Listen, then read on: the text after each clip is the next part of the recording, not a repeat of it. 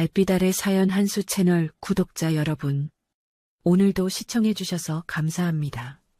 행복하고 즐거운 시간 되시길 바라며 오늘의 사연 시작하겠습니다.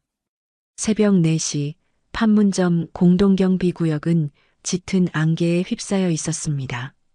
군사분계선을 따라 늘어선 초소들 사이로 희미한 조명만이 어둠을 가르고 있었죠. 남측 초소에서는 707특임단 소속 박도연 중사가 근무 교대를 준비하고 있었어요. 그의 군복 위에 달린 계급장은 낡았지만 그의 눈빛만큼은 여전히 날카로웠습니다. 도연은 쌍안경으로 북측 초소를 관찰하며 긴장을 늦추지 않았죠. 이곳에서는 단 1초의 방심도 허락되지 않았으니까요. 차가운 새벽 공기가 그의 뺨을 스쳤고 멀리서 들려오는 철책선의 금속음이 고요함을 깨뜨렸습니다. 도연의 손은 총기에 자연스럽게 올려져 있었어요. 5년 동안 이 전선을 지키며 몸에 밴 습관이었죠. 그는 자신의 출신 때문에 동료들 사이에서 늘 미묘한 거리감을 느꼈습니다. 별 13세 가문, 대한민국 군부를 장악한 박씨 가문이 외아들, 어머니 박명자 대장을 비롯해 6명의 이모가 모두 장성인 집안.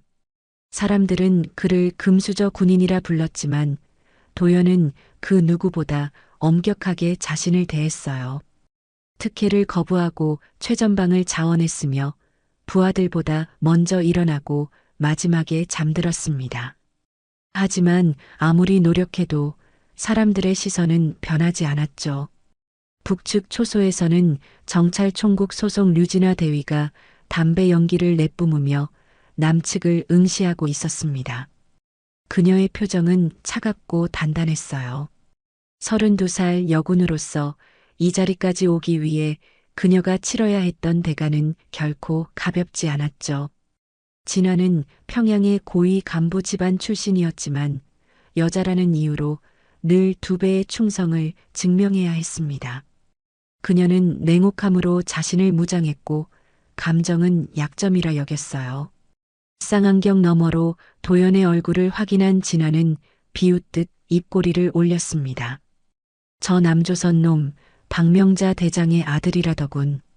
옆에 서 있던 북측 병사가 고개를 끄덕이며 대답했어요. 별이 13신 귀족 가문 자식이 이런 전선에 나와 있다니 참 우습지 않습니까? 남조선 놈들은 평화를 외치면서도 결국 권력 세습이나 하고 있으니 말입니다. 진아가 담배를 바닥에 던지고 군화로 짓밟았습니다.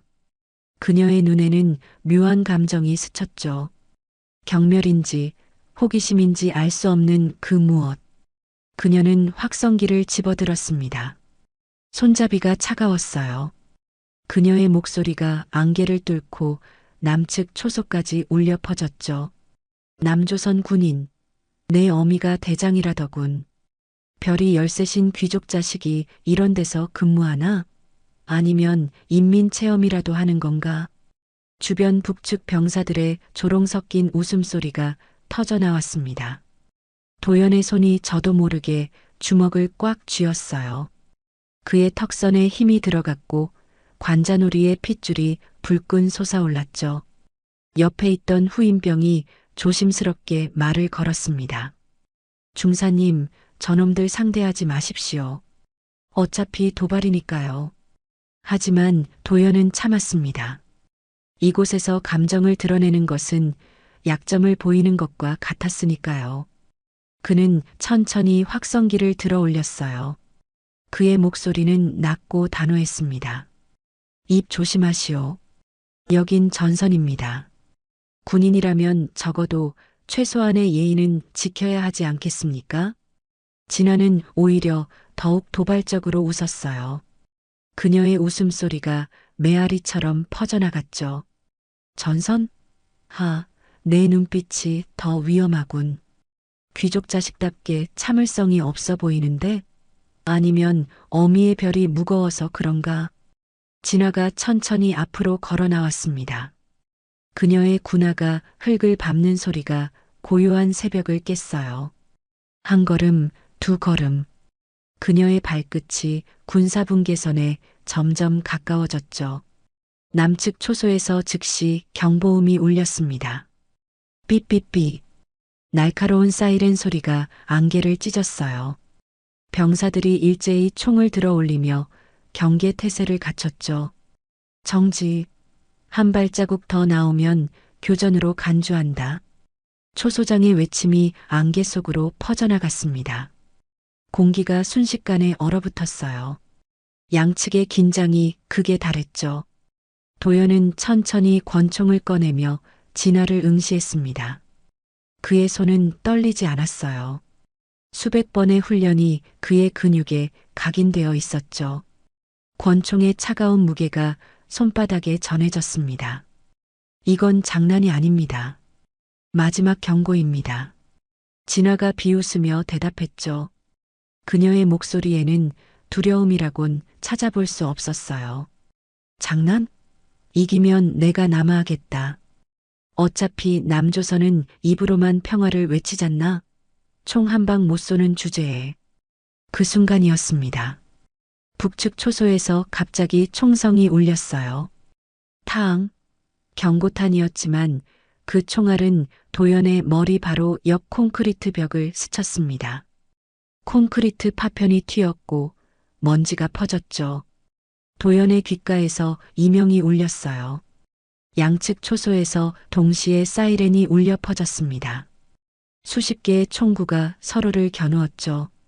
남측 병사들의 손가락이 방아쇠에 걸렸고 북측 병사들도 조준 자세를 취했어요. 누구도 감히 숨을 크게 쉬지 못했습니다. 도연의 심장이 미친 듯이 뛰었습니다. 권총의 가늠쇠가 진화의 이마를 정확히 겨누고 있었죠. 그의 손가락이 방아쇠 위에서 미세하게 떨렸어요. 단 1mm만 당기면 전쟁이 시작될 수도 있었습니다. 하지만 그는 쏘지 않았어요. 진화 역시 움직이지 않았습니다. 그녀의 손도 권총에 올려져 있었지만 방아쇠를 당기지 않았죠. 둘의 눈이 안개 너머로 마주쳤습니다. 그 짧은 순간 이상한 일이 벌어졌어요. 도연은 진화의 눈에서 자신과 같은 무언가를 발견했습니다. 분노도 적이도 아닌 설명할 수 없는 감정. 진화도 같은 걸 느꼈는지 그녀의 눈빛이 잠시 흔들렸어요.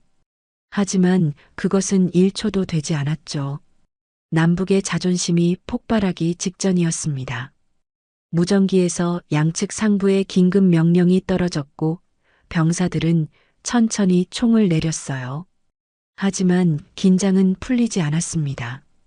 이날의 사건은 훗날 역사교과서에 공동경비구역 총격사건이라는 이름으로 기록될 서막이 되었죠.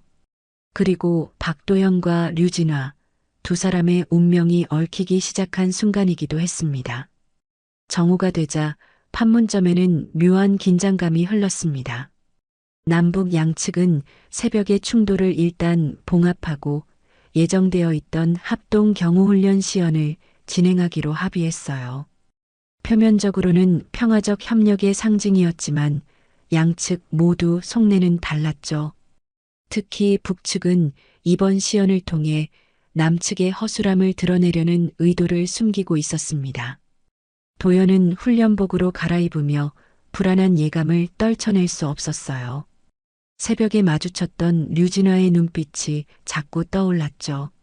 저 여자는 뭔가 다르다는 느낌. 단순한 적이 아니라 자신과 비슷한 무게를 짊어진 사람이라는 직감. 하지만 그는 그 생각을 떨쳐냈습니다. 이곳에서 감정은 독이니까요. 중사님, 북측이 실탄을 장착했다는 첩보가 있습니다. 후임병의 보고에 도연의 얼굴이 굳었어요. 합동훈련에서 실탄 사용은 명백한 협정 위반이었죠. 그는 즉시 상부에 보고했지만 돌아온 답은 의외였습니다. 일단 진행하라. 북측을 자극하지 마라. 도연은 이를 악물었어요. 정치적 판단이 현장 안전보다 우선시되는 순간이었죠. 그는 부하들에게 조용히 지시했습니다. 만약을 대비해라. 절대 긴장을 풀지 마라. 훈련장에 남북 병사들이 집결했습니다. 북측에서는 류진아가 선두에 섰어요. 그녀의 표정은 새벽보다 더 차갑고 날카로워 보였죠. 그녀 뒤로 10명의 북측 병사들이 일렬로 서 있었고 그들의 소총에는 실제로 실탄이 장전되어 있었습니다. 도연은 그것을 한눈에 알아챘어요. 탄창의 무게감이 달랐으니까요. 훈련이 시작되었습니다. 처음에는 기본적인 동작 확인이었죠. 양측이 번갈아 가며 경례하고 대형을 맞추고 구령에 맞춰 움직였어요. 하지만 공기는 점점 무거워졌습니다. 북측 병사들의 눈빛이 예사롭지 않았죠. 훈련 중반 사격 시범 순서가 되었습니다. 북측이 먼저 공포탄 사격을 시연하기로 되어 있었어요. 진아가 앞으로 나서며 조롱 섞인 목소리로 말했습니다. 별 10세짜리 귀족 자식, 피 한 방울 안 흘리고 평화를 외친다더군. 전쟁이 뭔지나 아나? 도연은 대답하지 않았어요. 하지만 그의 턱선에 힘이 들어갔죠. 진아가 손을 들어 올렸습니다. 그 신호와 함께 북측 병사들이 일제히 총을 들어 올렸어요. 총구가 하늘을 향했지만 그 각도가 미묘하게 낮았죠. 도연은 직감적으로 느꼈습니다. 저들은 공포탄을 쏠 생각이 없다고. 사격. 진화의 명령이 떨어지자마자 총성이 울렸습니다.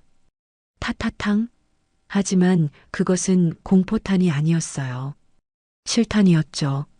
총알들이 남측 병사들의 머리 위를 스쳤고 일부는 지면에 박혔습니다. 한 발이 도연 옆에 서 있던 일병의 어깨를 관통했어요. 으악! 일병이 비명을 지르며 쓰러졌습니다. 선열이 군복을 적셨죠. 남측 병사들이 일제히 총을 겨누며 외쳤어요. 교전이다. 응사준비. 혼란이 훈련장을 뒤덮었습니다.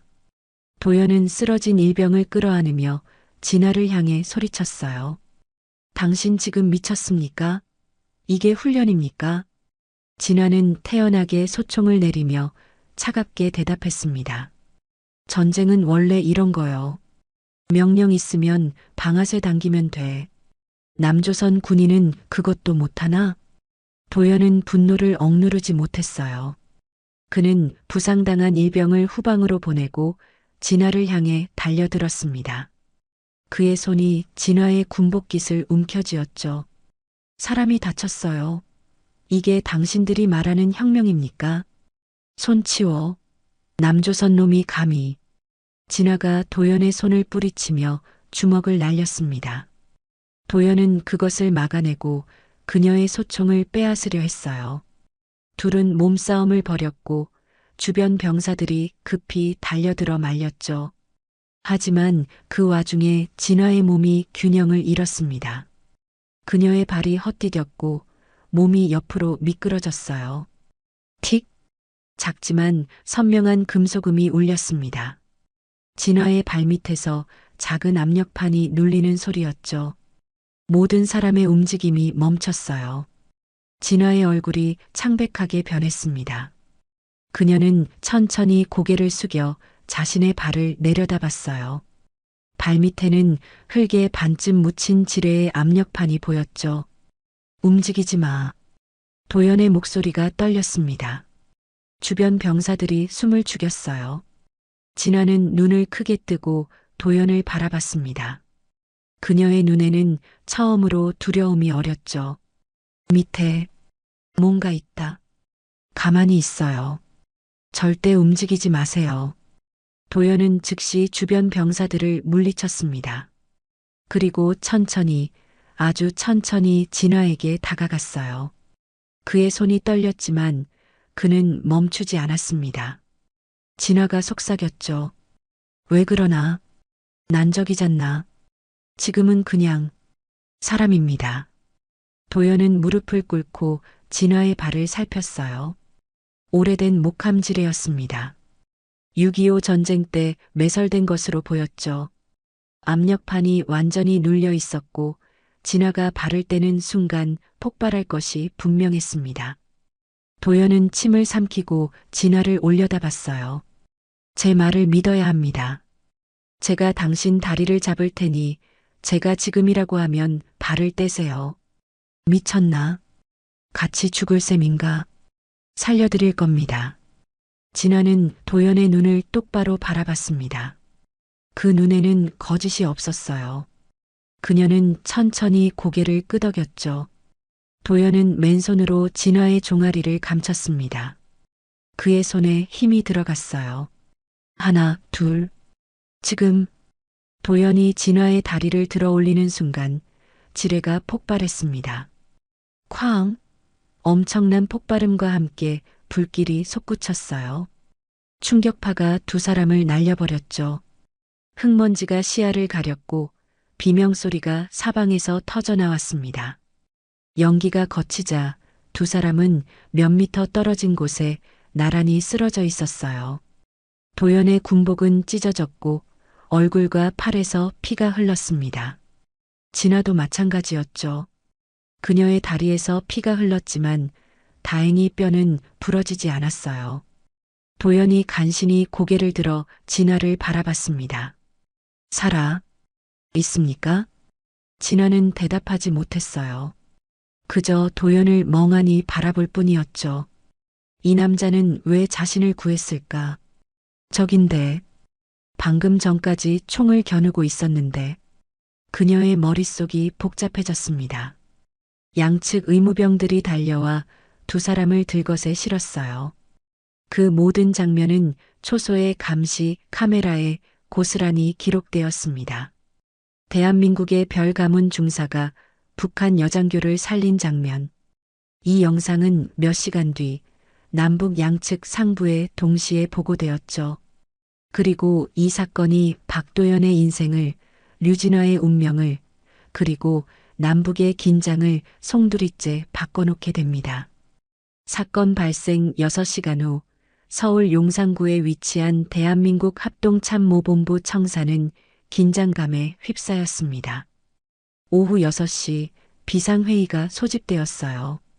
회의실 중앙 테이블에는 7명의 장성들이 앉아 있었죠. 모두 박씨 가문의 여성들이었습니다.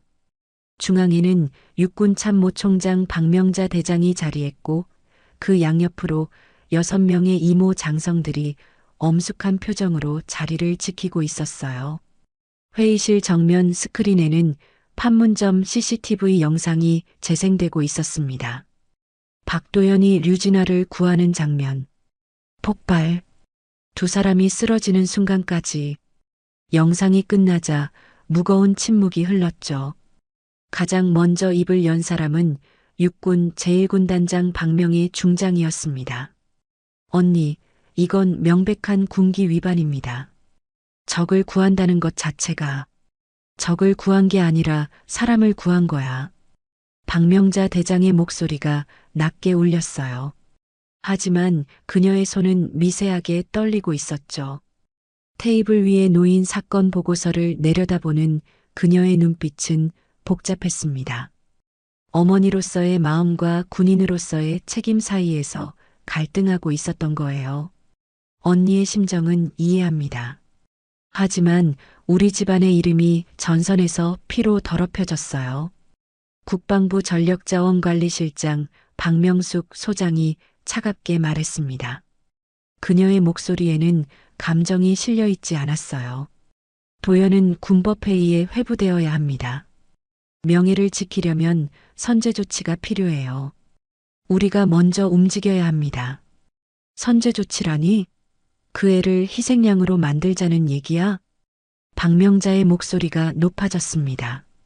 그녀는 자리에서 일어나 창문 쪽으로 걸어갔어요. 서울 시내의 불빛들이 어둠 속에서 반짝이고 있었죠. 그녀는 창문에 이마를 기댄 채 조용히 말했습니다. 그 아이는 명예보다 인간을 택했어. 그걸 죄라 부르지 마라. 제발. 하지만 회의실의 분위기는 냉랭했습니다. 합참 작전참모부장 박명란 중장이 서류를 탁자에 내려놓으며 말했어요. 언니, 감정을 배제하십시오. 우리는 7명의 별을 가진 가문입니다. 우리 집안이 70년 동안 지켜온 명예가 한순간의 감상 때문에 무너질 순 없어요. 명예? 우리 별은 명예를 위해 존재하는 게 아니야. 국가를 지키기 위해 존재하는 거지. 그렇다면 더더욱 도연은 처벌받아야 합니다. 그가 구한 여자는 북한 정찰총국 소속이에요. 적성국 군인을 구한 건 명백한 이적 행위입니다. 육군 교육사령관 박명자 소장이 날카롭게 반박했죠. 회의실에는 긴장감이 팽배했습니다. 박씨 가문 내부에서도 균열이 생기기 시작한 거예요. 어떤 이들은 가문의 명예를 지켜야 한다고 주장했고, 어떤 이들은 박명자 대장의 편에 섰습니다. 결국 표결이 진행되었어요. 6대1. 박명자를 제외한 6명의 장성 모두가 박도연의 군법회의 회부에 찬성했습니다. 박명자는 고개를 떨구었죠. 그녀의 눈가가 붉어졌지만 눈물은 흘리지 않았어요. 군인은 울지 않으니까요. 알았어. 하지만 내가 직접 조사를 지휘하겠어. 그녀의 목소리는 쉬어 있었습니다. 회의가 끝나고 모두가 나간 후 박명자는 혼자 회의실에 남았어요. 그녀는 휴대전화를 꺼내 오래된 사진 한 장을 꺼내봤습니다. 10살 때의 도연이 군복을 입고 웃고 있는 사진이었죠. 그때 도연은 말했었어요. 엄마, 나 커서 엄마처럼 멋진 군인 될 거야. 사람 지키는 군인. 박명자는 전화기를 꼭 쥐었습니다. 그녀의 손이 하얗게 질렸죠. 같은 시각 북한 평양의 인민무력성 지하신문실에서는 또 다른 비극이 벌어지고 있었습니다. 류진아는 차가운 콘크리트 바닥에 무릎을 꿇고 있었어요. 그녀의 손은 뒤로 묶여 있었고 얼굴에는 멍 자국이 가득했죠. 눈앞에는 정찰총국 보위부 소속 최철민 대자가 서 있었습니다. 동무 남조선 놈에게 구출당했다는 게 사실이지? 철민의 목소리는 냉혹했어요. 그는 진화의 머리채를 움켜쥐고 그녀의 얼굴을 들어 올렸죠. 대답해. 사실입니다. 하지만 그건 제가 원한 게 아니라. 변명하지 마라. 철민이 진화의 뺨을 후려쳤습니다. 찰싹? 진화의 입가에서 피가 흘렀어요. 하지만 그녀는 신음조차 내지 않았죠. 그녀는 지난 12년 동안 이런 고문을 수없이 견뎌왔습니다. 여군으로서 인정받기 위해, 살아남기 위해. 남조선 놈에게 마음이 흔들렸지? 그래서 일부러 지뢰를 밟은 거 아니냐? 아닙니다. 저는 공화국에 충성합니다. 충성? 너 같은 년이 무슨 충성을 안다고. 철민이 몽둥이를 들어 올렸습니다. 진아는 눈을 질끈 감았어요. 둔탁한 소리와 함께 등에 충격이 가해졌죠. 1번, 2번, 3번. 진아는 이를 악물고 버텼습니다. 하지만 4번째 타격에 그녀는 바닥에 쓰러졌어요. 크! 피를 토하며 진아는 바닥을 움켜쥐었습니다. 그녀의 머릿속에는 이상하게도 박도연의 얼굴이 떠올랐어요. 폭발 직전 자신을 향해 손을 뻗던 그의 눈빛. 그 눈에는 적이도 계산도 없었습니다. 그저 사람을 구하려는 순수한 의지만이 있었죠. 그는 날 살렸어. 진아가 피를 토하며 속삭였습니다. 철민이 비웃으며 말했어요. 살렸다고? 그건 남조선의 선전용 쇼였을 뿐이야. 넌 이용당한 거라고. 아니야. 그의 눈은 거짓말하지 않았어. 철민은 진화의 머리를 들어 올려 벽에 내리쳤습니다.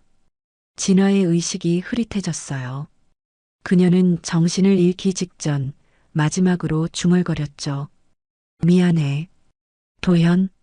진아가 완전히 의식을 잃자 철민은 부하들에게 지시했습니다. 독방에 가더라. 그리고 감시를 강화해. 2년이 남조선에 동조하는 낌새를 보이면 즉시 보고하고. 알겠습니다. 대자동무. 부하들이 진아를 끌고 나갔어요. 철민은 창문 밖을 내다보며 냉소를 지었습니다. 평양의 밤하늘에는 별 하나 보이지 않았죠. 서울의 박명자 대장과 평양의 류진화. 두 여자는 각자의 방식으로 고통받고 있었습니다. 한 명은 아들을 지키지 못한 죄책감에, 다른 한 명은 적에게 구원받은 수치심에. 하지만 둘 다 알지 못했어요. 이 사건이 단순한 개인의 비극이 아니라 남북의 운명을 바꿀 거대한 폭풍의 시작이라는 것을. 군 내부에서는 이미 박도연을 체제의 불온 인물로 분류하기 시작했습니다. 그의 이름 옆에는 빨간 마크가 찍혔고 그는 이제 감시 대상이 되었죠. 판문점에서 7km 떨어진 격리 병사에 수용된 도연은 창문 밖을 멍하니 바라봤습니다. 그의 손에는 아직 진화의 피가 묻어 있었어요. 나는 옳은 일을 한 건가? 그의 속삭임은 텅 빈 방 안에서 메아리 쳤습니다. 대답은 없었죠. 다만 창밖으로 보이는 철책선만이 그를 조용히 바라보고 있었어요. 사건 발생 사흘 후 판문점 인근 격리 병사에 수용된 박도연은 잠을 이루지 못하고 있었습니다. 밤 11시 그는 침대에 누워 천장을 멍하니 바라봤어요. 천장에 페인트 금이 간 자국들이 마치 지도처럼 보였죠. 그의 손목에는 아직도 붕대가 감겨 있었고 폭발로 인한 화상 자국이 팔꿈치까지 이어져 있었습니다. 창밖으로는 철책선의 조명이 희미하게 보였어요. 저 너머 어딘가에 류진아가 있을 거라는 생각이 들었죠. 그녀는 무사할까? 북측에서 그녀를 어떻게 대하고 있을까? 도연은 자신이 왜 이런 생각을 하는지 이해할 수 없었습니다. 분명 적이었는데, 총을 겨눴던 사이였는데. 자정이 지나자 도연은 침대에서 일어나 창문 쪽으로 걸어갔어요. 그때였습니다. 허리춤에 차고 있던 무전기에서 희미한 잡음이 들려왔죠. 치지직, 치지직. 도연은 무전기를 귀에 가져갔습니다. 잡음 사이로 뭔가 패턴이 들렸어요. 짧은 신호, 긴 신호, 짧은 신호. 모스 부호였습니다. 도연의 심장이 빨라졌죠. 그는 급히 종이와 펜을 꺼내 신호를 해독하기 시작했어요. 살, 려, 조, 축, 이, 려, 에. 도연의 손이 떨렸습니다. 류진화의 신호였어요. 그는 즉시 무전기를 켜고 속삭였죠. 진화, 당신입니까? 잠시 침묵이 흐른 후 다시 모스 부호가 들려왔습니다.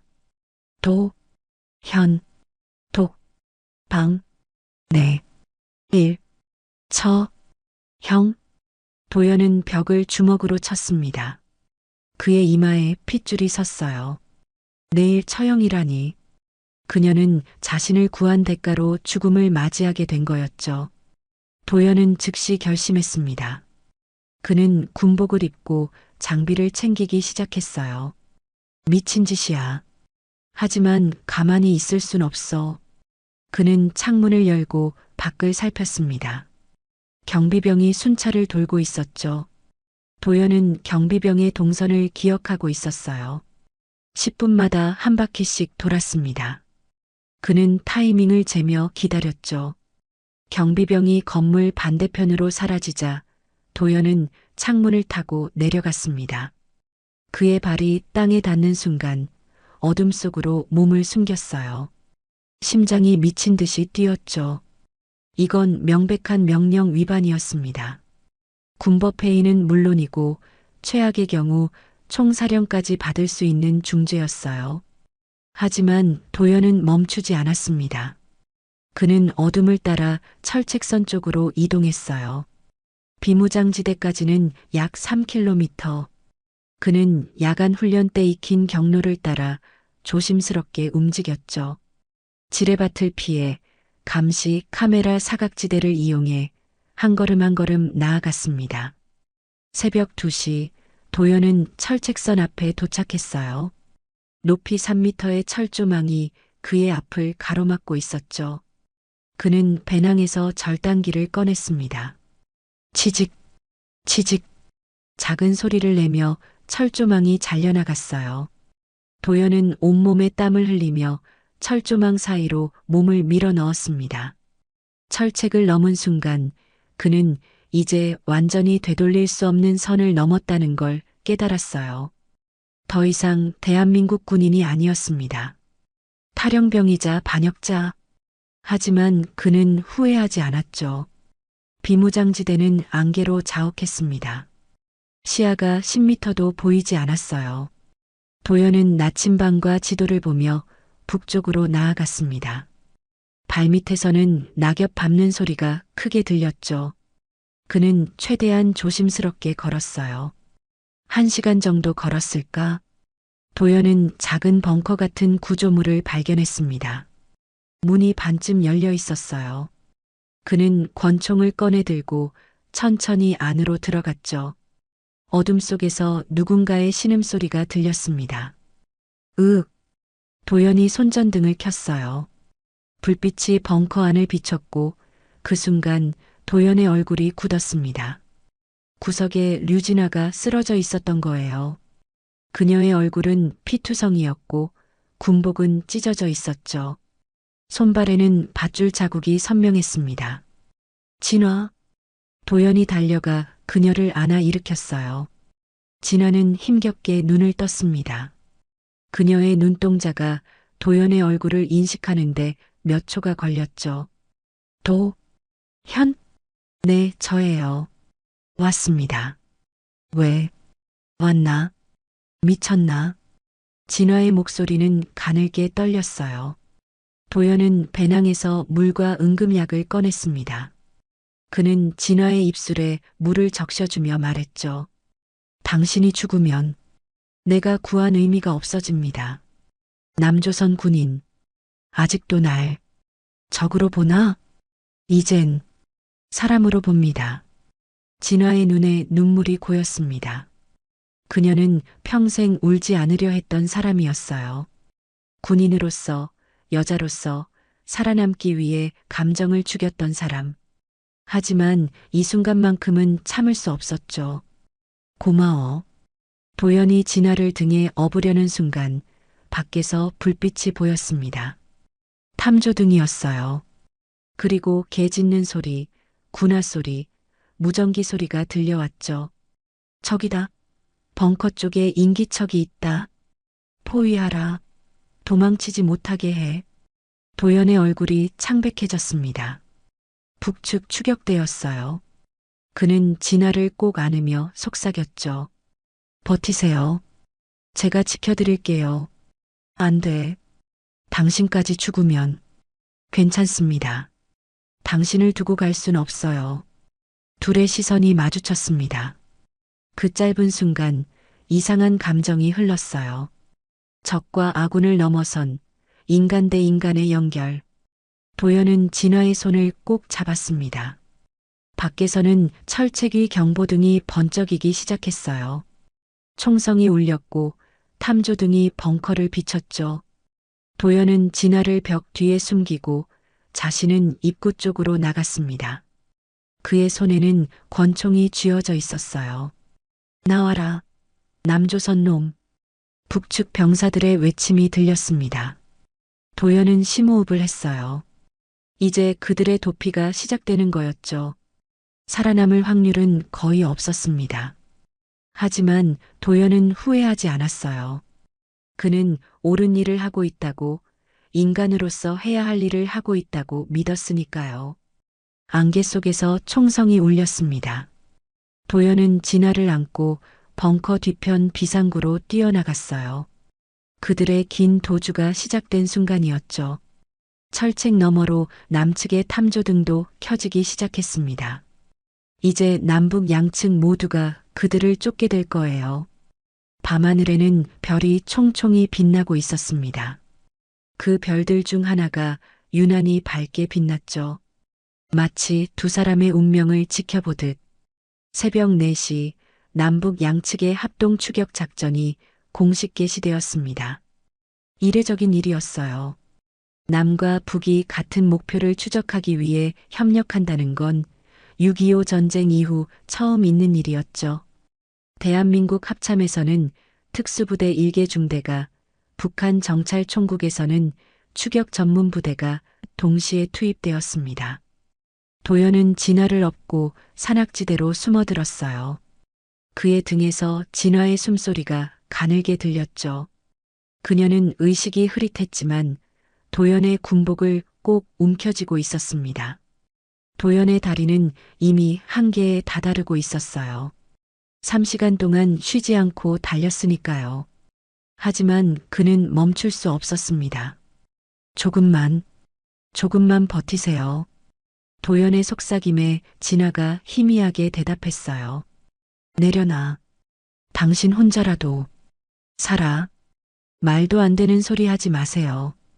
도연은 가파른 산비탈을 기어 올랐습니다. 손에 흙과 바위가 박혔지만 그는 신경 쓰지 않았어요. 뒤에서 헬기 프로펠러 소리가 점점 가까워지고 있었죠. 탐조등이 사너리를 훑었습니다. 도연은 바위 뒤에 몸을 숨기며 숨을 죽였어요. 헬기가 머리 위를 지나갔습니다. 강력한 바람이 나뭇가지를 휘날렸고 먼지가 날렸죠. 도연은 진화를 꼭 감싸 안았어요. 진화의 몸이 차가웠습니다. 체온이 떨어지고 있었던 거예요. 도연은 자신의 외투를 벗어 진화에게 덮어줬죠. 헬기가 지나간 후 도연은 다시 움직이기 시작했습니다. 그는 지도를 꺼내 현재 위치를 확인했어요. 비무장지대 중앙부, 민간인 통제구역 깊숙한 곳. 이곳은 60년 넘게 사람의 손길이 닿지 않은 곳이었죠. 지뢰밭과 야생동물, 그리고 낡은 벙커들만이 존재하는 죽음의 땅. 오전 6시 서울의 합참 작전실에서는 긴급 브리핑이 진행되고 있었습니다. 대형 스크린에는 실시간 위성 영상이 떠 있었어요. 열화상 카메라로 포착된 2개의 붉은 점. 박도현과 류진화였죠. 목표물은 현재 북위 38도 선 중앙부를 이동 중입니다.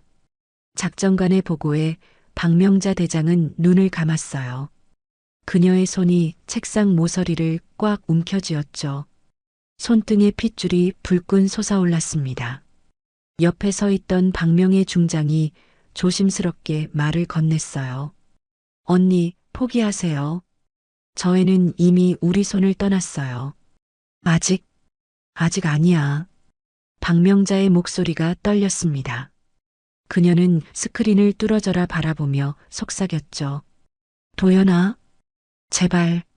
같은 시각 평양의 인민무력성에서도 비슷한 상황이 벌어지고 있었습니다. 최철민 대장은 추격대에게 무자비한 명령을 내렸어요. 류진아는 생포하지 마라. 사살하라. 반역자에게 자비는 없다. 알겠습니다. 대자동무. 북측 추격대는 군경과 함께 산을 포위하기 시작했습니다. 그들은 경험 많은 추적자들이었어요. 흔적을 읽고 냄새를 쫓고 소리를 구분하는 능력이 뛰어났죠. 오전 9시 도연은 작은 동굴을 발견했습니다. 그는 진아를 동굴 안으로 옮겼어요. 진아는 이제 거의 의식을 잃은 상태였죠. 그녀의 이마가 뜨거웠습니다. 열이 오르고 있었어요. 도연은 배낭에 남은 해열제를 꺼내 진아의 입에 넣어줬습니다. 삼켜요. 힘내세요. 진아가 힘겹게 약을 삼켰어요. 그녀의 눈이 천천히 떠졌고 도연을 바라봤죠. 왜? 일어나. 뭐가요? 왜? 날 위해. 이렇게까지. 도연은 잠시 침묵했습니다. 그도 정확히 알 수 없었어요. 왜 이렇게까지 하는지. 단순히 사람을 구한다는 의무감 때문만은 아니었죠. 뭔가 더 깊은 감정이 있었습니다. 그는 진화의 손을 잡으며 조용히 말했어요. 당신을 그냥 두고 갈 수 없어서요. 진화의 눈에 눈물이 고였습니다. 그녀는 지난 30년 인생에서 이렇게 순수한 선의를 받아본 적이 없었어요. 늘 의심하고 경계하고 살아남기 위해 싸워야 했죠. 하지만 이 남자는 달랐습니다. 적인 자신을 구하기 위해 모든 걸 버렸어요. 고맙다. 정말. 밖에서 갑자기 개 짖는 소리가 들렸습니다. 도연의 표정이 굳었어요. 추격대가 가까워지고 있었죠. 그는 급히 진화를 동굴 깊숙한 곳으로 옮기고 입구 쪽으로 나갔습니다. 그의 손에는 권총이 쥐어져 있었어요. 여기 있다. 동굴이다. 북측 병사들의 외침이 들렸습니다. 곧이어 총성이 울렸죠. 타타탕. 총알들이 동굴 입구의 바위를 때렸어요. 돌파편이 튀었습니다. 도연은 바위 뒤에 몸을 숨기고 응사했죠. 물러서시오. 더 이상 다가오면 쏩니다. 남조선 놈. 나와라. 너는 이미 끝났어. 총격전이 벌어졌습니다. 도연은 신중하게 탄환을 아끼며 쏘았어요. 그는 사람을 맞히지 않으려 했습니다. 다만 접근을 막기 위해 바닥과 나무를 겨냥했죠. 하지만 북측 병사들은 거침없이 쏘아댔어요. 10분 후 도연의 탄창이 바닥났습니다. 그는 마지막 탄창을 꺼내 장전하며 뒤를 돌아봤어요. 진화가 힘겹게 몸을 일으키고 있었죠. 도연, 나 때문에. 당신까지. 괜찮아요. 우리 살 거예요. 하지만 도연의 목소리에는 확신이 없었습니다. 동굴은 막다른 길이었어요. 뒤로 빠져나갈 출구가 없었죠. 앞에서는 북측 병사들이, 하늘에서는 헬기가 그들을 조여오고 있었습니다. 바로 그때 하늘에서 다른 헬기 소리가 들렸어요. 남측 헬기였습니다. 확성기에서 목소리가 울려 퍼졌죠. 박도연 중사, 투항하라. 이건 명령이다. 도연은 하늘을 올려다봤습니다. 헬기 문이 열리고 저격수가 조준하고 있었어요. 자신을 향해서가 아니라 진화를 향해서. 도연은 본능적으로 진화 앞을 가로막았죠. 안 돼. 전국의 뉴스에서는 이 장면이 생중계되고 있었습니다. 별가문의 반역자, 북한 여군과 도주, 국가안보 위협 같은 헤드라인이 쏟아졌어요. 여론은 들끓었죠. 어떤 이들은 도연을 배신자라 비난했고 어떤 이들은 그의 용기를 칭찬했습니다. 동굴 안에서 도연은 진화를 꼭 안았어요. 그의 심장이 미친 듯이 뛰었죠. 진화가 그의 귓가에 속삭였습니다. 미안해. 미안할 것 없어요. 내 선택이었으니까. 두 사람은 서로를 마주보며 미소 지었어요. 죽음 앞에서의 평화로운 미소. 하늘에서는 헬기들이 선회하고 땅에서는 병사들이 포위망을 좁혀오고 있었습니다. 이제 탈출구는 없었어요. 하지만 두 사람은 후회하지 않았죠. 그들은 인간으로서 옳은 일을 했으니까요. 산 너머로 해가 떠오르고 있었습니다. 새벽의 붉은 빛이 동굴 안까지 스며들었어요. 마치 희망처럼 아니면 마지막 작별처럼. 오전 10시 서울 용산 합참 작전실의 분위기는 극도로 긴장되어 있었습니다. 박명자 대장은 작전 지휘석에 앉아 실시간 영상을 지켜보고 있었어요. 그녀의 눈은 충혈되어 있었고 입술은 바짝 말라 있었죠. 옆에서 참모들이 계속 보고를 올렸습니다. 목표물은 동굴 안에 고립되어 있습니다. 탈출 가능성은 제로에 가깝습니다. 북측 병력 30명이 포위망을 형성했고 우리 측 특수부대 20명이 대기 중입니다. 박명자는 고개를 끄덕였지만 그녀의 손은 계속 떨리고 있었어요. 작전관이 조심스럽게 물었죠. 대장님, 최종 명령을 내려주십시오. 생포입니까? 사살입니까? 그 질문에 회의실이 조용해졌습니다. 모든 시선이 박명자에게 쏠렸어요. 그녀는 천천히 눈을 감았죠. 머릿속에는 어린 도연의 모습이 스쳐 지나갔습니다.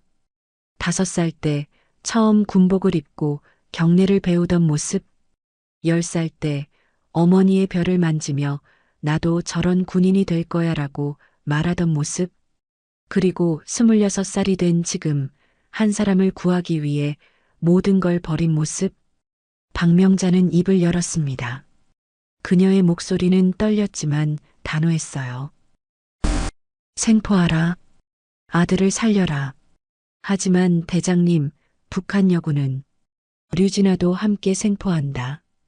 둘 다 살려야 한다. 회의실에서 웅성거림이 일었습니다. 박명의 중장이 반대 의견을 냈어요. 언니, 그건 불가능해요. 북측이 가만히 있지 않을 겁니다. 알고 있어. 하지만 내 아들을, 우리 도연을 죽일 순 없어. 박명자의 눈에서 눈물이 흘렀습니다. 70평생 군인으로 살아온 그녀가, 별 13세 권위로 무장했던 그녀가 처음으로 어머니의 얼굴로 돌아온 순간이었죠. 즉시 구출 작전을 개시하라. 도연과 류진아 둘 다 살려서 데려와라. 알겠습니다, 대장님. 참모들이 움직이기 시작했습니다. 하지만 모두 알고 있었어요. 이 명령이 박명자 대장의 군 경력을 끝낼 수도 있다는 것을. 적국 군인을 구출하라는 명령은 명백한 규정 위반이었으니까요.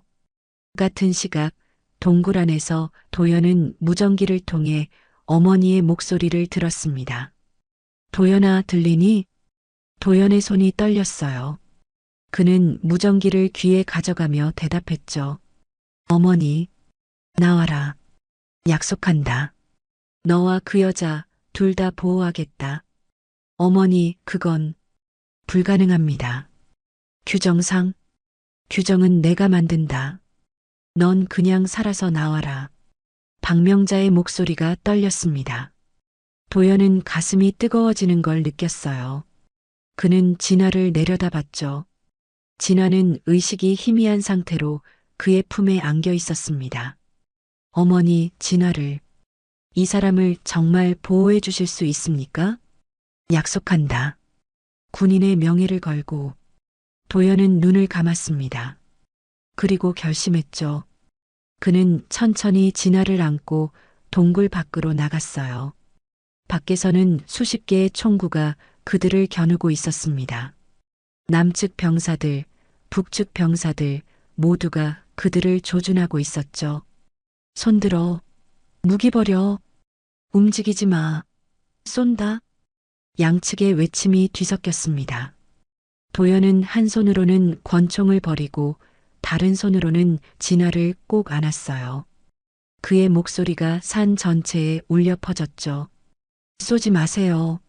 이 사람은 아무 죄가 없습니다. 바로 그때 북측에서 총성이 울렸습니다. 탕! 총알이 도연의 어깨를 스쳤어요. 피가 튀었죠. 도연이 비틀거렸지만 진아를 놓지 않았습니다. 도연! 박명자의 비명이 무전을 타고 흘렀어요. 그녀는 작전실에서 벌떡 일어나 소리쳤죠. 즉시 어모 사격. 아들을 구해. 남측 헬기가 급강하했습니다. 특수부대원들이 로프를 타고 내려오기 시작했어요. 동시에 북측 병사들도 총을 쏘기 시작했죠. 순식간에 교전이 벌어졌습니다. 도연은 진아를 안고 바위 뒤로 몸을 숨겼어요. 총알들이 사방에서 날아왔죠. 그의 어깨에서 피가 계속 흘렀지만 그는 진아를 놓지 않았습니다. 진아가 희미하게 눈을 떴어요. 도연, 나, 안 돼요. 우리 같이 살 거예요. 이건 명령이야. 내려놔. 진아가 힘을 다해 도연을 밀쳤습니다. 하지만 도연은 더 세게 그녀를 안았어요. 그의 눈에서 눈물이 흘렀죠. 당신 없이는 못 가요. 이해해 주세요. 바로 그 순간 남측 특수부대원 하나가 그들에게 다가왔습니다. 그는 도연의 팔을 붙잡으며 외쳤어요. 중사님, 빨리 헬기로. 진아도 같이요. 그건 안 됩니다. 명령이. 어머니가 약속하셨어요. 둘 다 살리겠다고.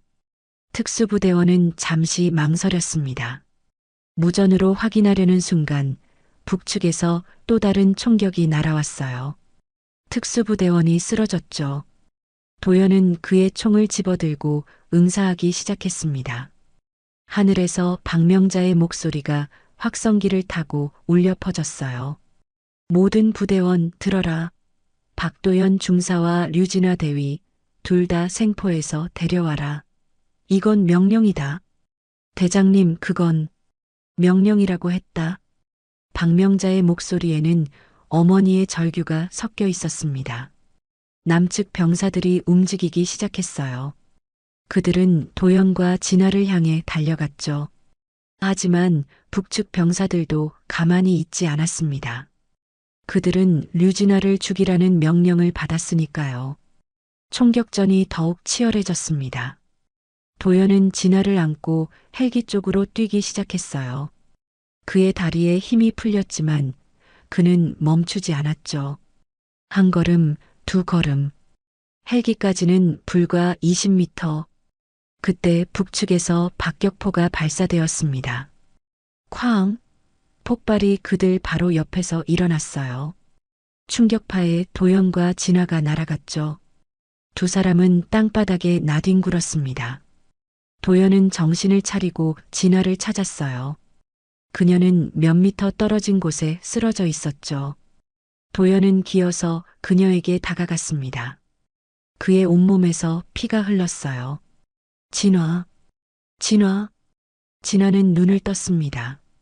그녀의 입가에 미소가 번졌어요. 평화로운 미소였죠. 고마웠어. 도연? 아니에요. 아직 끝나지 않았어요. 도연이 진아를 다시 안으려는 순간 남측 특수부대원 둘이 그들을 붙잡았습니다. 그들은 도연과 진아를 헬기로 끌고 갔어요. 북측의 총격이 계속되었지만 남측 병사들이 엄호 사격으로 막아냈죠. 헬기가 이륙하기 시작했습니다. 도연은 진아를 꼭 안고 있었어요. 헬기 안에서 의무병이 급히 응급처치를 시작했죠. 도연은 창밖을 내다봤습니다. 아래에서는 여전히 총격전이 벌어지고 있었어요. 그리고 그는 깨달았습니다. 어머니가 자신의 모든 것을 걸었다는 것을, 별 13의 명예를, 군인으로서의 경력을, 가문의 위신을 모두 버리고 아들을 구했다는 것을. 도연의 눈에서 눈물이 흘렀습니다. 그는 무전기를 들어 속삭였어요. 어머니, 감사합니다. 무전기 너머로 박명자의 흐느낌이 들렸죠. 그녀는 대답하지 못했습니다. 다만 울음소리만이 들렸어요. 70평생 처음 흘리는 어머니의 눈물. 사건 발생 나흘 후 폭우가 쏟아지는 새벽이었습니다. 도연과 진아는 군 병원 특수격리병동에 수용되어 있었어요. 두 사람은 같은 층 다른 방에 있었지만 서로를 볼 수는 없었죠. 중무장한 헌병들이 복도를 지키고 있었고 CCTV가 24시간 그들을 감시했습니다. 도연은 침대에 누워 천장을 바라보고 있었어요. 그의 어깨와 팔에는 두꺼운 붕대가 감겨 있었죠. 총상과 폭발로 인한 화상이 심각했지만 생명에는 지장이 없었습니다. 하지만 그의 마음은 편하지 않았어요. 진아가 어떻게 지내는지, 그녀의 상처는 나았는지, 북측에서 보복하려 하지는 않는지 걱정뿐이었죠. 복도 너머에서 고함 소리가 들렸습니다. 도연은 귀를 기울였어요. 대위를 북으로 송환하라. 이건 국제법 위반이다. 북측 협상단의 목소리였습니다. 그들은 매일같이 와서 류진아의 송환을 요구했어요. 하지만 남측은 거부했죠. 박명자 대장이 직접 나서서 막았으니까요. 류진아 대위는 현재 치료 중이며 본인의 의사를 확인한 후 결정하겠습니다. 본인 의사? 반역자에게 무슨 의사가 있나? 협상은 평행선을 달렸습니다. 북측은 진아를 데려가 처형하려 했고 남측은 그녀를 보호하려 했어요. 이 교착 상태는 며칠째 계속되고 있었죠. 새벽 4시 도연은 잠에서 깼습니다. 복도에서 이상한 소리가 들렸어요. 헌병들의 발소리가 급해졌고 무전기 소리가 들렸죠. 뭔가 잘못되었다는 직감이 들었습니다. 도연은 침대에서 일어나 문 쪽으로 다가갔어요. 뭔 일이죠? 헌병이 긴장한 표정으로 대답했습니다. 류진화 대위가 탈출을 시도했습니다. 도연의 얼굴이 창백해졌어요. 그는 헌병의 재질을 뿌리치고 복도로 뛰어나갔죠. 붕대를 감은 팔이 찢어지는 듯 아팠지만 그는 신경 쓰지 않았습니다. 진화의 병실 앞에는 헌병들이 모여 있었어요. 비켜요. 도연이 소리치며 병실 문을 열었습니다. 하지만 안에는 아무도 없었어요. 창문이 열려 있었고 빗물이 바닥을 적시고 있었죠. 도연은 창밖을 내다봤습니다.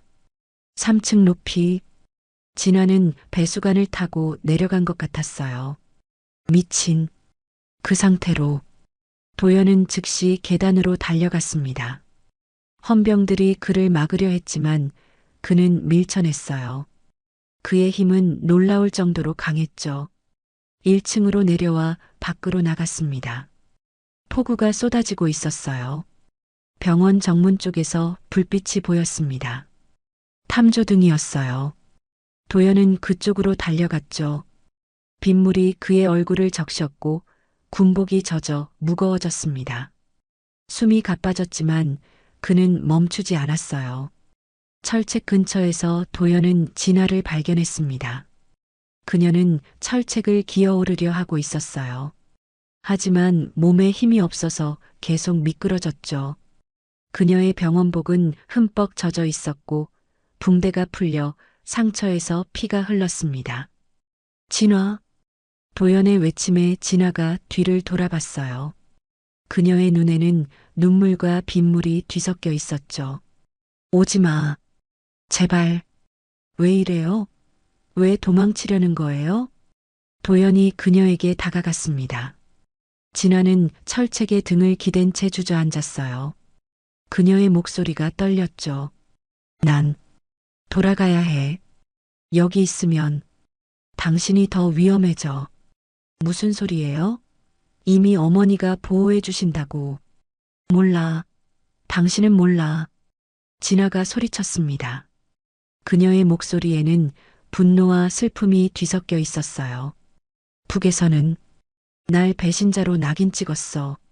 내가 여기 있는 한 북은 계속 보복할 거야. 당신 가족을, 당신을 모두 위험하게 만들 거란 말이야. 그래서 돌아가서 죽으려고요? 그게 해결책이에요? 도연이 진화의 어깨를 붙잡았습니다. 그녀의 눈을 똑바로 바라보며 말했죠. 당신이 죽으면 내가 당신을 구한 의미가 없어져요. 내가 버린 모든 게 허사가 되는 거예요. 그러니까 그게 문제야. 진화의 눈에서 눈물이 흘렀습니다. 폭우 속에서도 그 눈물은 선명했어요. 왜 날 구한 거야? 난적이었잖아. 당신을 조롱했잖아. 총을 겨눴잖아. 그런데 왜? 당신이 사람이니까요. 도연의 대답은 단순했습니다. 하지만 그 말에는 진심이 담겨 있었어요. 진화는 고개를 떨구었죠. 그녀는 평생적으로만 살아왔습니다. 조국을 위해, 체제를 위해, 살아남기 위해. 그런데 이 남자는 그녀를 그냥 사람으로 봐줬어요. 미안해. 정말 미안해. 진아가 도연의 가슴에 얼굴을 묻었습니다. 그녀의 몸이 흐느끼며 떨렸어요. 도연은 그녀를 꼭 안았죠. 빗속에서 두 사람은 한참을 그렇게 서 있었습니다. 이제 어떻게 하지? 진아의 속삭임에 도연이 대답했어요. 모르겠어요. 하지만 함께 방법을 찾을 거예요. 포기하지 말아요. 그때 뒤에서 헌병들이 달려왔습니다. 탐조등이 두 사람을 비췄어요. 헌병 대장이 외쳤죠. 두 사람 다 체포한다. 움직이지 마. 도연은 진아를 더 세게 안았습니다. 그는 헌병들을 향해 소리쳤어요. 쏘려면 쏘세요. 하지만 이 사람은 보호받을 권리가 있어요. 중사 명령을 따르시오. 명령? 사람을 죽이는 게 명령이라면 전 따를 수 없습니다. 긴장감이 흘렀습니다. 헌병들이 총을 들어 올렸어요. 하지만 그 순간 뒤에서 차 한 대가 급정거했죠. 차문이 열리고 박명자 대장이 내렸습니다. 그녀는 빗속을 뚫고 도연에게 걸어왔어요. 어머니. 박명자는 아들과 진화를 바라봤습니다. 그녀의 눈에는 복잡한 감정이 어려 있었어요. 분노, 슬픔, 그리고 이해. 도연아, 내 어머니. 이 여자를 정말 지킬 거냐? 네. 제 목숨을 걸고서라도. 박명자는 한숨을 쉬었습니다. 그리고 헌병들을 향해 손을 들어 올렸어요. 총을 내려라. 모두. 하지만 대장님, 명령이다. 헌병들이 총을 내렸습니다. 박명자는 진화에게 다가가 그녀의 얼굴을 들어 올렸어요. 진화는 겁에 질린 표정으로 박명자를 바라봤죠.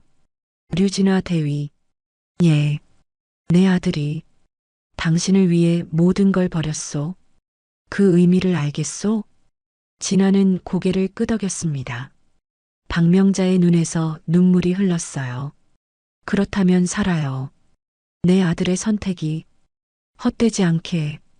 박명자는 두 사람을 차에 태웠습니다. 그리고 운전석에 앉으며 속삭였죠. 이제부터 정말 힘든 싸움이 시작될 거다. 준비해라. 차가 병원을 벗어나 어둠 속으로 사라졌습니다. 빗속에서 헌병들은 멍하니 서 있었어요. 그들은 방금 역사가 바뀌는 순간을 목격한 것이었죠. 하늘에서는 여전히 폭우가 쏟아지고 있었습니다. 하지만 동쪽 하늘에는 희미하게 빛이 보이기 시작했어요. 새벽이 오고 있었죠. 도연과 진화, 그리고 박명자. 세 사람의 새로운 싸움이 시작되는 순간이었습니다. 일주일 후 대한민국 국방부 대회의실에는 긴장감이 가득했습니다. 박명자 대장에 대한 징계 청문회가 열리는 날이었어요. 회의실 중앙에는 박명자가 군복을 단정히 입고 서 있었죠.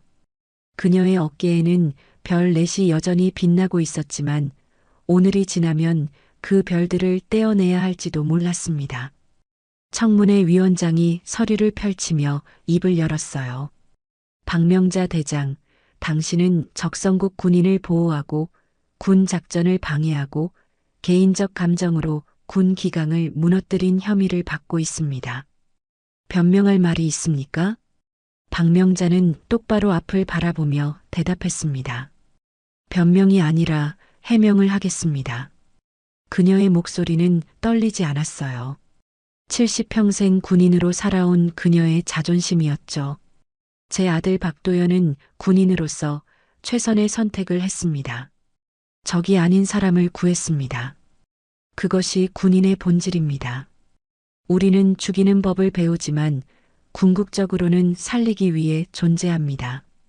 그렇다 해도 적국 군인을 보호한 것은 류진화 대위는 이제 적이 아닙니다. 박명자의 말에 회의실이 술렁거렸어요. 그녀는 가방에서 서류 한 장을 꺼냈죠. 류진화 대위는 어제 대한민국에 정치적 망명을 신청했습니다. 그녀는 더 이상 북한 군인이 아닙니다. 회의실이 떠들썩해졌습니다. 청문회 위원들이 웅성거렸어요. 이건 예상치 못한 전개였죠. 위원장이 손을 들어 정숙을 요구했습니다.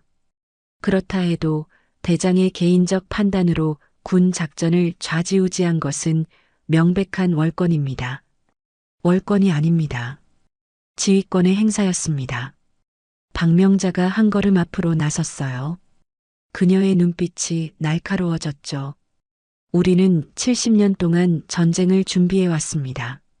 하지만 진짜 싸워야 할 것은 북한이 아니라 증오와 분열이었습니다. 제 아들과 류진화 대위가 보여준 것은 그 증오를 넘어선 인간성입니다. 그것이야말로 진정한 승리 아니겠습니까? 회의실이 조용해졌습니다. 박명자의 말에는 힘이 있었어요. 그녀는 계속 말을 이어갔죠. 저는 제 아들이 자랑스럽습니다. 그는 명예보다 생명을 택했습니다. 별보다 사람을 택했습니다. 그것이 잘못이라면 저도 같은 죄를 지었습니다. 징계하십시오. 하지만 제 선택은 후회하지 않습니다. 박명자가 어깨에서 별 넷을 떼어냈습니다. 그녀의 손이 미세하게 떨렸지만 그녀는 그 별들을 책상 위에 놓았어요. 이 별들은 명예를 위해 존재하는 게 아니었습니다. 사람을 지키기 위해 존재하는 것이었죠. 저는 그 본질을 잊지 않았습니다. 회의실에 무거운 침묵이 흘렀습니다. 청문회 위원들은 서로를 바라봤어요. 그들 중 누구도 쉽게 입을 열지 못했죠. 바로 그때 회의실 문이 열렸습니다. 박도연이 들어왔어요. 그는 여전히 군복을 입고 있었지만 계급장은 떼어져 있었죠. 그의 뒤로 류진아가 따라왔습니다. 진아는 나만의 민간복을 입고 있었어요.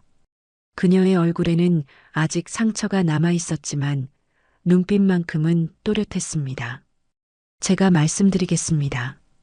도연의 목소리가 회의실에 울려 퍼졌어요. 위원장이 손을 들어 제지하려 했지만 도연은 멈추지 않았죠. 저는 박도연 707특임단 소속 중사였습니다. 과거형으로 말하는 이유는 저는 이미 군인이 아니기 때문입니다. 그는 주머니에서 서류 한 장을 꺼냈어요. 저는 어제 전역 신청서를 제출했습니다. 어머니를 이 자리에 서게 만든 책임은 저에게 있습니다. 그러니 어머니가 아니라 저를 처벌하십시오. 박명자가 아들을 향해 돌아봤습니다. 그녀의 눈에 눈물이 고였어요. 도연아, 넌 어머니 괜찮습니다. 이건 제 선택이었으니까요. 도연이 진화의 손을 잡았습니다. 진화는 놀란 표정으로 도연을 바라봤지만 손을 뿌리치지 않았어요. 도연은 청문회 위원들을 향해 말했죠. 저는 적을 구한 게 아닙니다. 사람을 구했습니다. 류진아 대위는 이제 이 땅에서 새로운 삶을 시작하려 합니다. 그녀를 보호하는 것이 저의 새로운 임무입니다. 군인이 아니라 한 사람으로서. 진아가 한 걸음 앞으로 나섰어요. 그녀의 목소리가 떨렸지만 단호했죠. 저는 류진아입니다. 과거에는 북한 인민군 정찰총국 소속이었습니다. 하지만 이제는 이 땅에서 살고 싶습니다. 박도연이 보여준 인간성을, 박명자 대장이 보여준 용기를 저도 배우고 싶습니다. 그녀의 눈에서 눈물이 흘렀어요. 저는 평생적으로 살았습니다. 증오하고 의심하고 싸우는 법만 배웠습니다. 하지만 도연은 저를 사람으로 대해줬습니다. 그게 얼마나 소중한 것인지 이제 알았습니다. 회의실이 조용해졌습니다. 청문회 위원들은 말을 잃었어요. 그들 중 한 명이 천천히 입을 열었죠. 우리는 오늘 역사의 한 페이지를 목격하고 있는지도 모르겠습니다. 위원장이 고개를 끄덕였습니다. 그는 한참을 생각하다가 결론을 내렸어요. 박명자 대장, 당신의 행동은 규정을 벗어났습니다. 하지만 당신이 지킨 것은 규정보다 더 중요한 것이었습니다. 징계는 보류하겠습니다. 박명자의 눈이 커졌어요. 위원장이 계속 말했죠. 다만 이 사건에 대한 책임은 져야 합니다. 육군 참모총장직에서는 물러나십시오. 대신 남북화해 협력특별위원회 위원장으로 임명하겠습니다. 회의실에서 박수 소리가 터져 나왔습니다. 박명자는 고개를 숙였어요. 그녀의 어깨가 떨렸죠. 도연이 어머니에게 다가가 그녀를 안았습니다. 어머니, 고생하셨습니다. 아니야. 내가 더 고생했지. 모녀가 포옹하는 모습을 진아는 조용히 지켜봤어요. 그녀의 눈에도 눈물이 고였죠. 가족이라는 것, 사랑이라는 것, 그녀는 그동안 잊고 살았던 감정들을 느끼고 있었습니다. 며칠 후 비무장지대 초소 언덕에 작은 추모비가 세워졌습니다. 그 비석에는 이렇게 새겨져 있었어요. 여기 적이 아닌 사람이 잠들다. 류진화 대위를 기리며. 추모비 앞에는 도연의 군번줄이 놓여 있었습니다. 그리고 그 옆에는 진화의 군번줄도 함께 놓여 있었죠. 두 개의 군번줄이 바람에 흔들렸어요. 도연과 진화는 손을 잡고 그 추모비를 바라봤습니다. 박명자도 그들 옆에 서 있었어요. 세 사람은 말없이 서 있었죠. 하늘에는 별들이 총총히 빛나고 있었습니다. 13의 별, 박씨 가문을 상징하던 그 별들이 이제는 다른 의미로 빛나고 있었어요.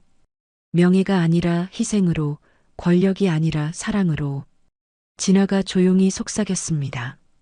우리, 이제 어떻게 되는 걸까요? 도연이 그녀의 손을 꼭 쥐며 대답했어요. 모르겠어요. 하지만, 함께라면 괜찮을 것 같아요. 박명자가 두 사람의 어깨에 손을 얹었습니다. 우리의 별은 이제 명예가 아니라 피로 빛나는구나. 하지만 그게 더 아름답다. 그녀의 목소리에는 평화가 깃들어 있었어요. 70평생 군인으로 살아온 그녀가 이제야 진정한 평화의 의미를 깨달은 순간이었죠. 바람이 불어왔습니다. 추모비 위로 낙엽이 떨어졌어요. 그리고 저 멀리 철책선 너머에서 새들이 날아올랐습니다. 남과 북의 경계를 넘어 자유롭게. 도연과 진아는 그 새들을 바라보며 미소 지었습니다. 그들도 언젠가 저 새들처럼 모든 경계를 넘어 자유로워질 수 있을 거라고 믿었죠. 밤하늘의 별들이 더욱 밝게 빛났습니다. 13이 아니라 무수히 많은 별들이. 그 별들은 국경도, 이념도, 증오도 없이 그저 빛나고 있었어요. 그리고 그 별빛 아래 세 사람은 새로운 시작을 꿈꾸고 있었습니다. 전쟁이 아닌 평화를, 분열이 아닌 화합을, 증오가 아닌 사랑을. 별 13세 가문은 이제 다른 의미로 기억될 것입니다. 권력과 명예가 아니라 용기와 사랑으로. 그리고 그 이야기는 오래도록 사람들의 가슴 속에 남을 것입니다.